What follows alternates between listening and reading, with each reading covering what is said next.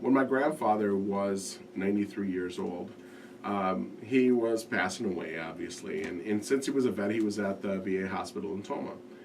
One of those days, I went to the VA hospital and I started visiting him, and I went in the door, and I met this guy in the door, and he'd lost both of his legs, and he was sitting in a wheelchair, and he looked up at me and saw I had this backpack thingy for my guitar and said, "Hey, can you sing me Amazing Grace?"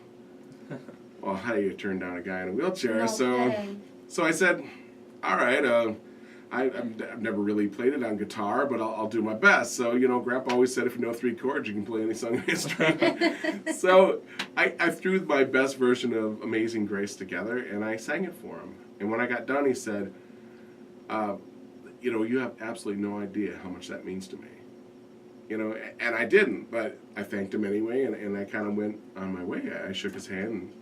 So the next time I came back, this male nurse, he runs up to me as soon as I come in the door, and I didn't see the guy, but the male nurse says, "Oh my gosh, what did you say to that guy last time we were here?" And I was like, well, I didn't say anything to him, really. He asked me if I'd played him Amazing Grace, and so I just sang him the song, and that was it.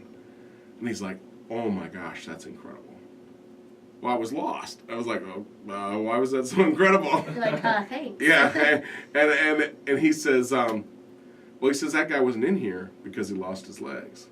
The guy was in there because he was suffering from post-traumatic stress disorder. 3 years earlier, he had lost his legs in a horrible explosion in the Persian Gulf. And since the day of that entry, he hadn't spoken one word. He was selectively mute. The first words he spoke was, "Can you sing me Amazing Grace?" That's awesome.